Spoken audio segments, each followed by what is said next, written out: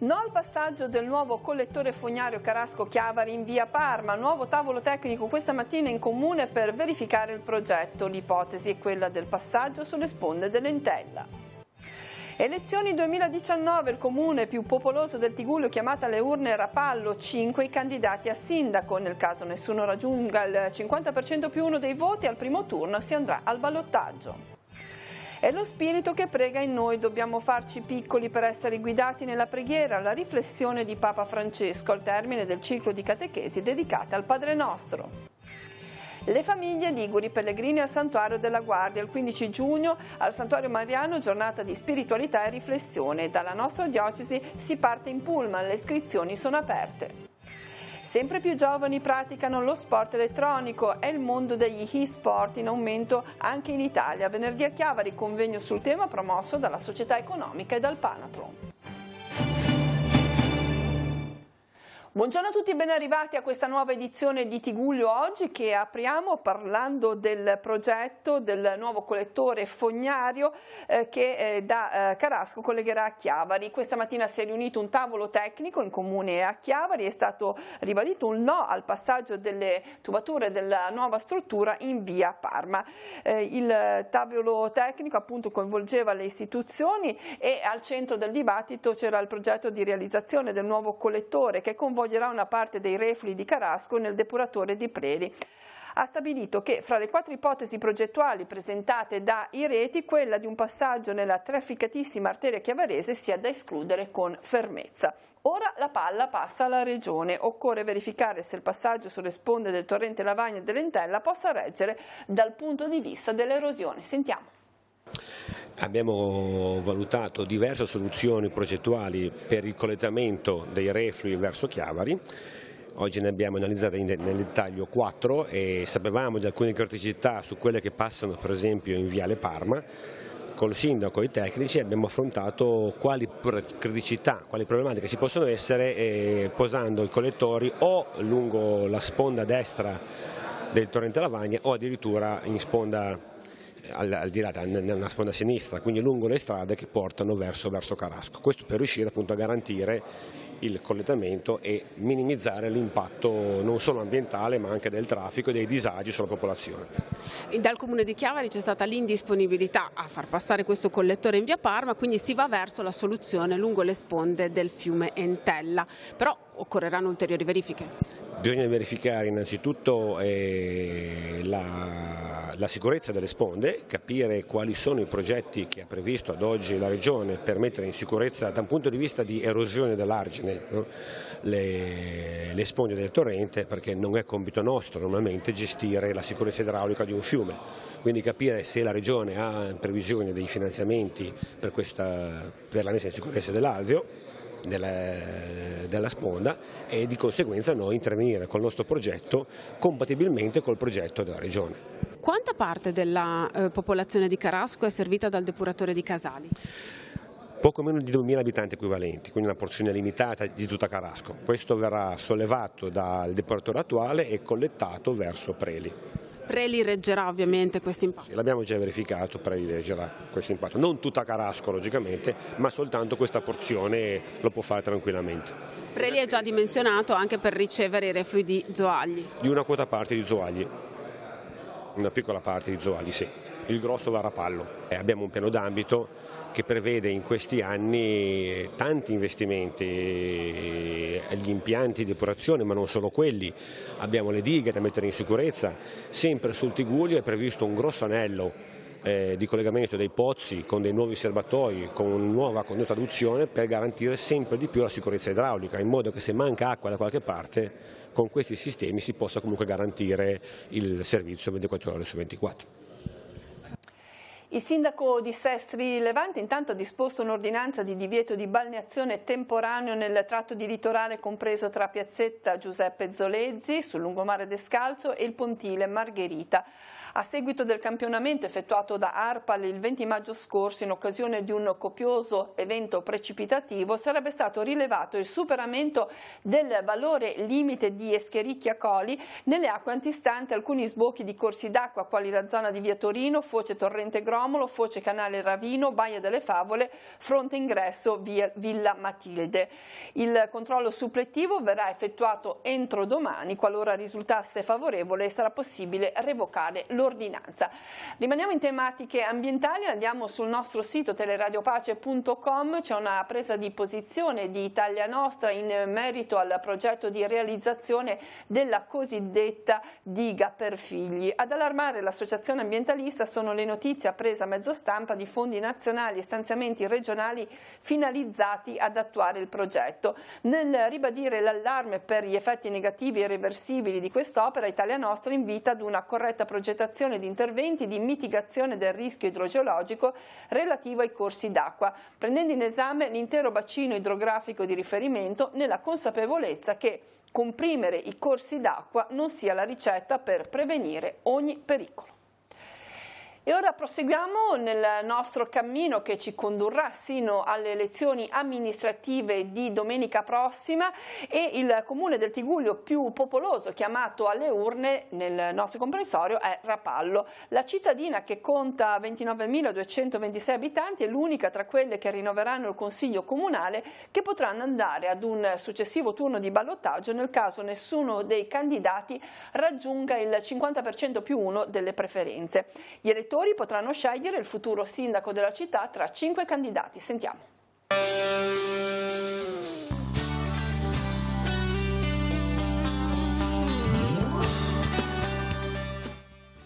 Candidato numero 1 sulla scheda elettorale a Rapallo è Sandro Sansò, nato a Genova il 1 luglio 1942 e sposato, ha una figlia. Conseguito il diploma di scuola media superiore, è stato giornalista, cronista di Nera per molti anni, attualmente in pensione, benché continui a scrivere libri. Ama passeggiare con il cane. In ambito amministrativo è alla prima esperienza. Si candida sostenuto dalla lista Rapallo in Comune. Noi siamo una forza di sinistra e mi sono orgoglioso di sostenere che la cultura viene da sinistra.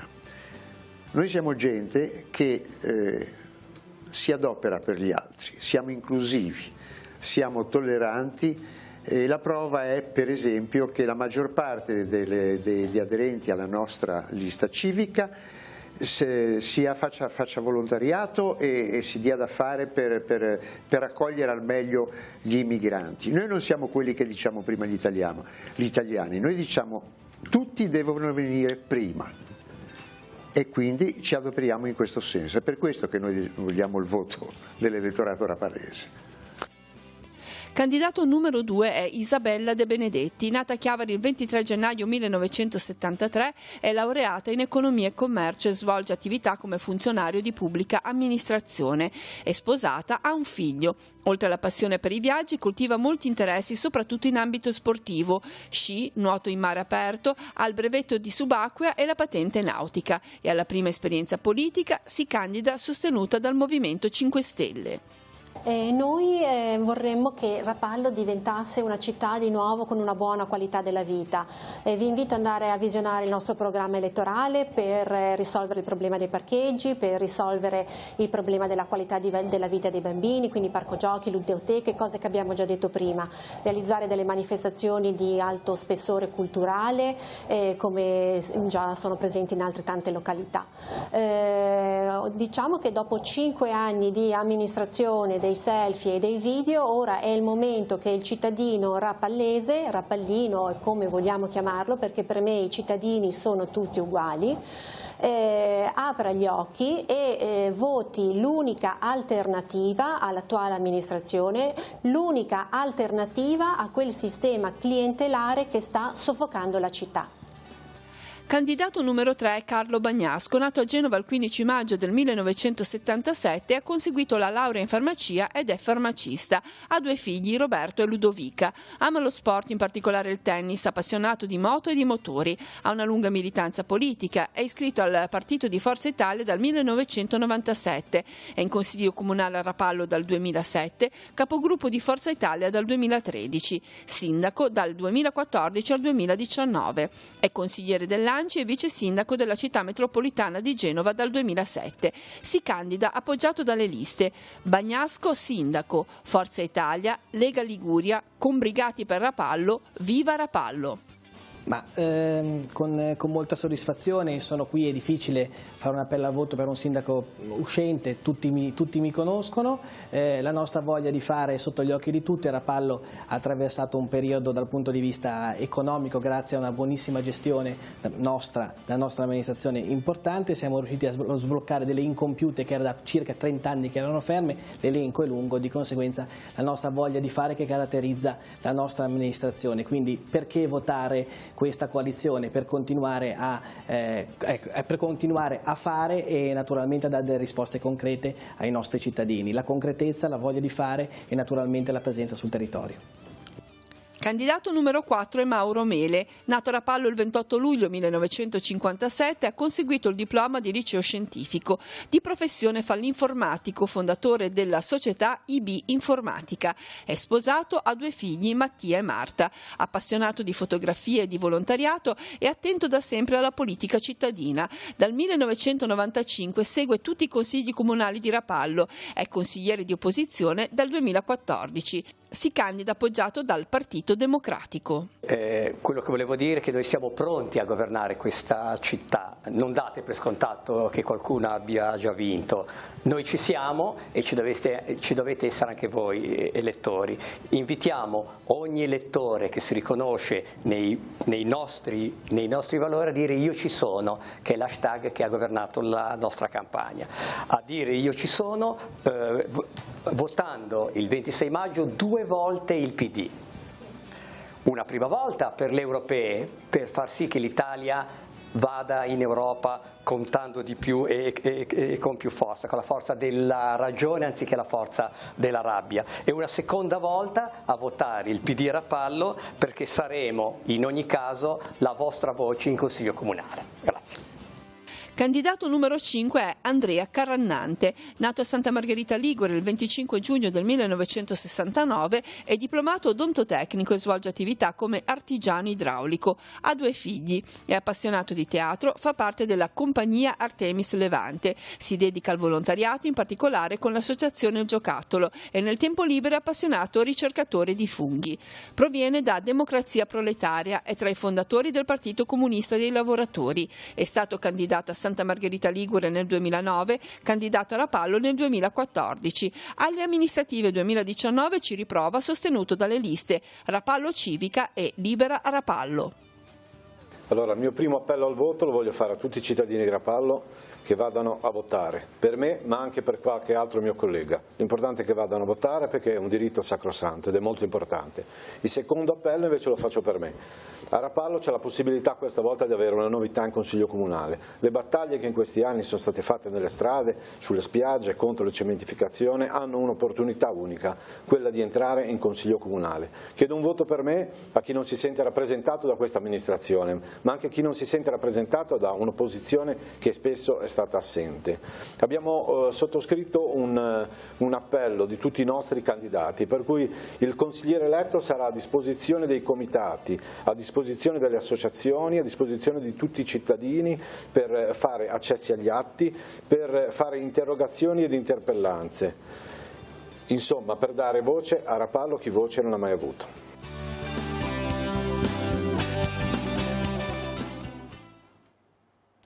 Telepace sta dedicando uno spazio informativo sulle elezioni amministrative 2019 attraverso i suoi canali. Oggi l'approfondimento sarà dedicato ai candidati a sindaco per il comune di Neirone.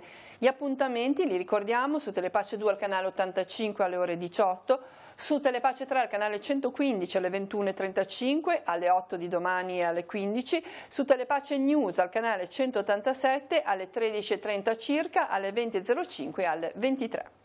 E ora apriamo la pagina ecclesiale, come ogni mercoledì con l'udienza generale tenuta in piazza San Pietro da il Papa Francesco. Per pregare dobbiamo farci piccoli perché lo Spirito Santo venga in noi e sia Lui a guidarci nella preghiera. Con queste parole il Pontefice ha chiuso il ciclo di catechesi sul Padre Nostro, incentrando la catechesi appunto sulla preghiera cristiana.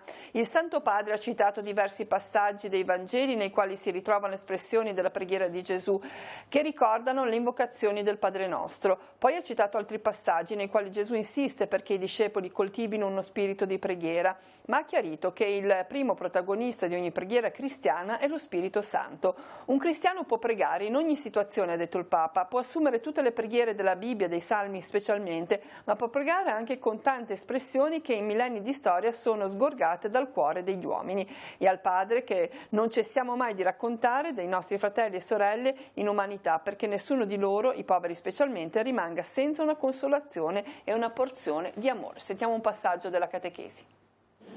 Al termine di questa catechesi possiamo ripetere quella preghiera di Gesù: ti rendo lode, o Padre, Signore del cielo e della terra, perché hai nascosto queste cose ai sapienti e ai dotti e le hai rivelate ai piccoli. Per pregare dobbiamo farci piccoli, perché lo Spirito Santo venga in noi e sia Lui a guidarci nella preghiera. Grazie.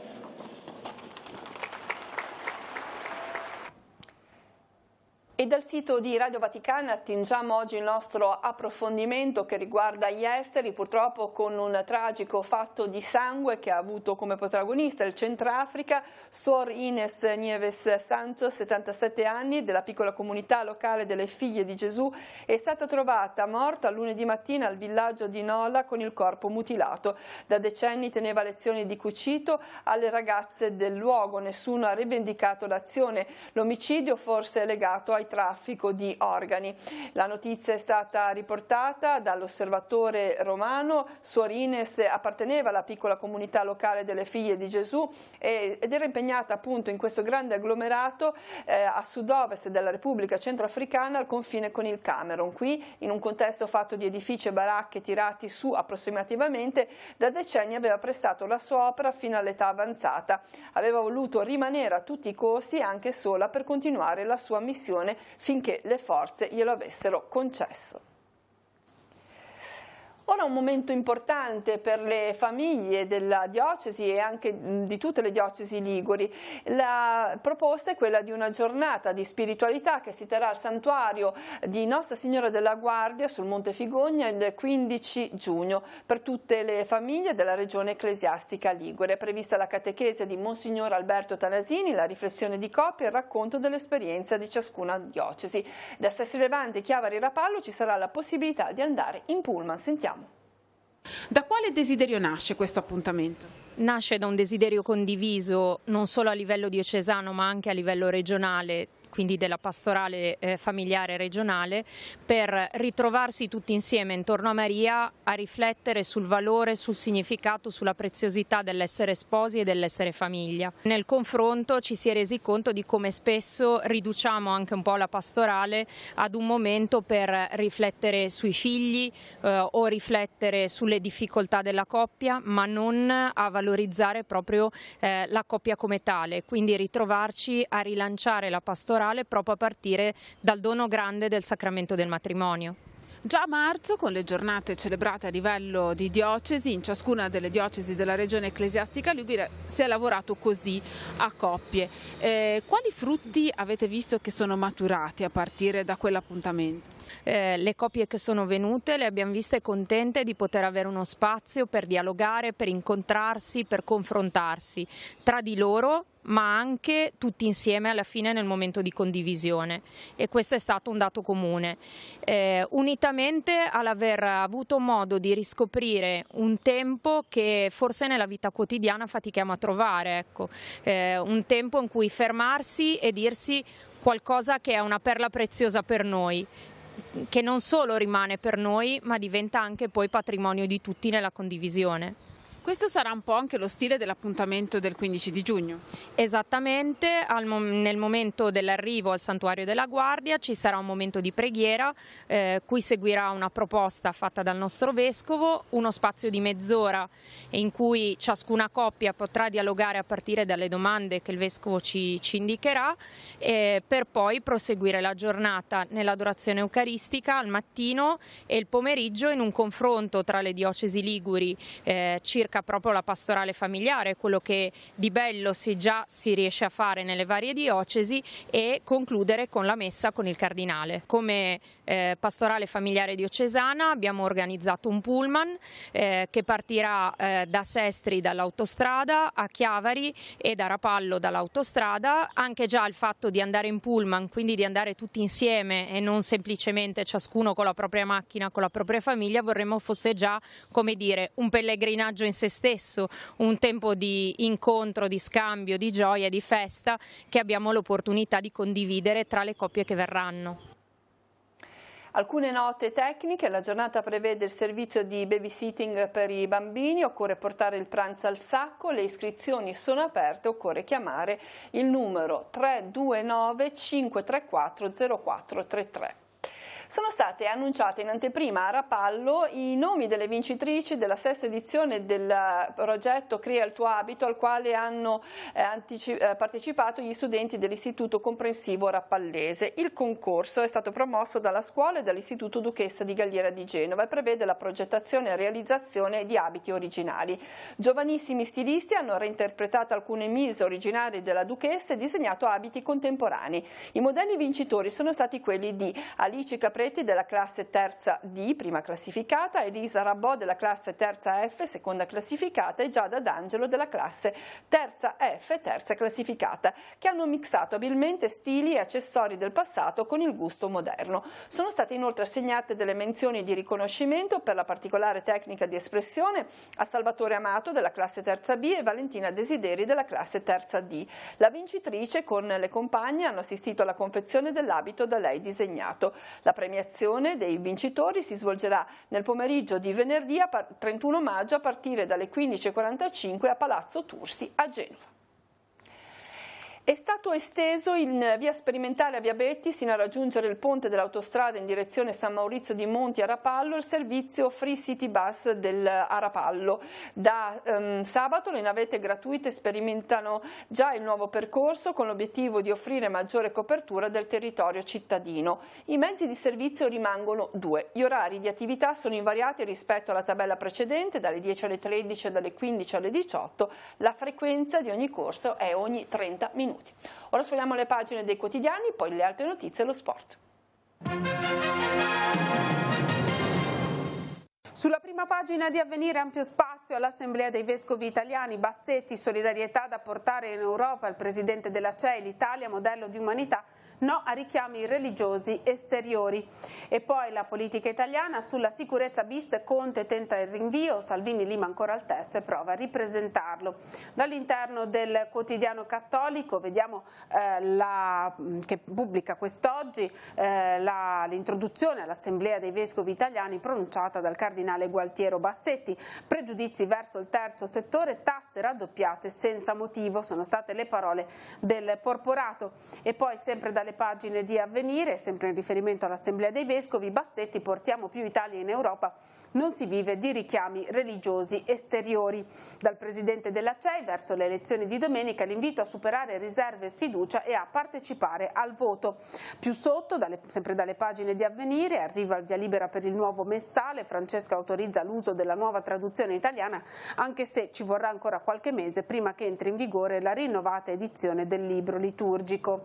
Ancora dalle pagine di Avvenire, la cronaca noi schiave per 4 euro all'ora, un reportage tra le braccianti Sikh di Terracina nel Lazio, chiuse nei capannoni con turni massacranti, in piedi a fare cassette di verdura per intere giornate, tra soprusi e molestie le denunce dicono è tutto inutile. Ancora da Avvenire, Genova è un porto chiuso alle armi, vince la società civile, la nave va in Egitto, il caso del cargo saudita Bahri Yambu che è partito senza il carico di guerra, vittoria dei camalli che hanno scioperato. Don Sacco di Pax Christi dice un segno importante anche per i cristiani, chi crede testimonia in concreto il Vangelo. L'apertura del secolo XIX con la politica, decreto sicurezza bis, Salvini sfida Mattarella, Conte oggi sale al Colle, Tria stop agli 80 euro di Renzi, Bersani se cade il governo trattiamo con il Movimento 5 Stelle. Dall'interno il commento di Carlo Stagnaro, l'Europa ci ha reso tutti più ricchi, ora battiamo le barriere sui servizi. I padri fondatori hanno puntato alla circolazione circolazione delle merci per garantire la pace e la prosperità al continente. Le cifre: 22%, quasi un quarto del PIL mondiale prodotto dai 28 paesi dell'Unione, mentre il 56% dell'export italiano è diretto proprio a paesi dell'Unione Europea. Dal secolo XIX, da Genova, i pacchi esplosivi contro i PM, 3 insurrezionalisti arrestati per gli attentati del 2017 al Tribunale di Torino, la lunga indagine nei vicoli del centro storico. Sul Levante il forum con i 5 candidati alla carica di sindaco per Rapallo, 5 candidati in corsa per una sola poltrona. Rapallo la vedo così. E ancora dalle pagine del secolo XIX, a Santa Margherita, messa in sicurezza della Capitaneria, bastano 10 minuti per l'intesa, Consiglio Comunale Lampo per approvare la ristrutturazione dell'edificio e risolvere le criticità emerse durante la mareggiata di fine ottobre.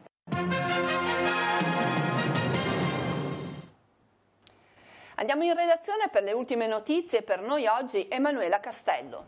Sì, grazie Cristina, buongiorno a tutti. Iniziano i lavori per bloccare la frana di Villarocche a Sestri Levante. Sono stati consegnati infatti alla ditta appaltatrice i lavori che consentiranno la sistemazione del dissesto a valle della scalinata. In questo punto, a seguito delle forti piogge della primavera 2018, la scarpata cede per circa 8 metri. Il percorso pedonale attualmente è delimitato da un cordolo in cemento armato fondato su micropali realizzato nel maggio del 2015 per consolidare una frana precedente. I lavori prevedono il proseguimento del cordolo fino al termine del tratto di scalinata interessato, l'esecuzione di drenaggi per favorire la fuoriuscita dell'acqua, il posizionamento di una rete con funzione consolidante, antierosiva e dei necessari ancoraggi. Questo tipo di intervento permetterà di stabilizzare il pendio per fornire al terreno elementi di rinforzo e bloccare lo scivolamento. L'intervento ha un costo complessivo di 85.000 euro finanziato con risorse comunali e ha una durata prevista in 90 giorni. È tutto, linea allo studio. Grazie. Parliamo di un convegno che si terrà venerdì a Chiavari, promosso dalla Società Economica e dal Panathlon Club, dal titolo eSport, opportunità o nuova filosofia? Al centro della riflessione l'uso della tecnologia e il futuro degli sport elettronici. È lo sport di giocare ai videogame in maniera agonistica, da soli, in squadra o attraverso tornei. Funziona come negli sport classici, bisogna allenarsi, avere una strategia, giocare anche per ore. Sono gli e-sport, oggi in voga anche in Italia, ma di fronte c'è uno schermo, la tecnologia, non il campo da calcio, la pista da hockey, l'aria pulita, il sudore sulla pelle. Allora Società Economica e Panathlon Club propongono un convegno sul tema che parte dalla domanda: e-sport, opportunità o nuova filosofia? Lo sport ha sempre fatto uso della tecnologia da quando la tecnologia ha invaso il mondo. Basti pensare agli sport più comuni, motociclismo, automobilismo, basti pensare al miglioramento che ha avuto l'atletica attraverso la tecnologia, le piste al tartan, poi le piste, le aste e così via. Oggi rischiamo che con l'avvento, con l'invasione della tecnologia, che l'e-sport ci porti al contrario, cioè che sarà poi la tecnologia a gestire lo sport. Cosa vorreste che uscisse da questo convegno? Siamo aperti a qualsiasi esperienza e trarremo poi le conclusioni dopo il convegno. Noi siamo apertissimi perché se l'e-sport può addirittura rendere gioiosi i ragazzi e quindi non lasciarli per strada ma fargli fare qualche cosa, siamo ben contenti. L'incontro si terrà venerdì 24 alle 10:30 in Società Economica. Modererà il giornalista Enrico Valente. Tra i relatori, esponenti del Panathlon e del CONI, delle scuole, il medico Francesca Sadowski, il giornalista sportivo Italo Vallebella e rappresentanti del mondo e-sport come Davide Strozzi e Maurizio Miazga. La diocesi sarà rappresentata da Don Paolo Zanandreis, responsabile dell'ufficio sport. Noi siamo sempre aperti al dibattito, ci interessa che questo dibattito ci sia, ci interessa anche capire l'aspetto economico della faccenda, perché abbiamo avuto notizie in recenti convegni che ci sono state delle persone che hanno investito in società sportive. Ne avremo uno perché sostanzialmente vorremmo capire perché ci sono questo tipo di investimenti. Il convegno sarà trasmesso in diretta streaming sul sito di Teleradio Pace, la registrazione invece verrà trasmessa martedì 28 maggio alle 20:50 sul canale 85 di Telepace, in replica venerdì 31 alle 21:30 sul canale 115.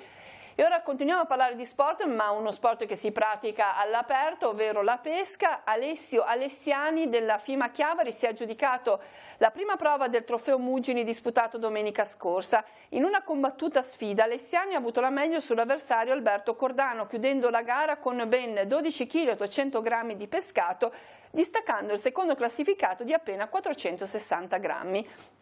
Nell'altro settore ha vinto Luca Padovani con 6 kg e 600 grammi di pesce, seguito da Rinaldo Superchi. Grande prestazione dunque per gli atleti della FIMA Chiavari, che trova nella classifica parziale altri atleti aderenti alla società chiavarese, quali al quinto posto Alberto Co con 3 penalità, Giorgio Beltrame con meno peso, seguono Umberto Righi, Riccardo Arvadi, Giovanni Bianchi, Riccardo Coppola, Andrea Castagnola. Nei primi giorni del mese di giugno ci sarà il trofeo notturno sempre alla Foce dell'Entella. Con lo sport si conclude questa edizione del nostro telegiornale. L'informazione torna questa sera alle 19:15, 20:30, 22:45, ma prosegue al canale 187 di Telepace News. Grazie a tutti dell'attenzione e buon proseguimento di giornata.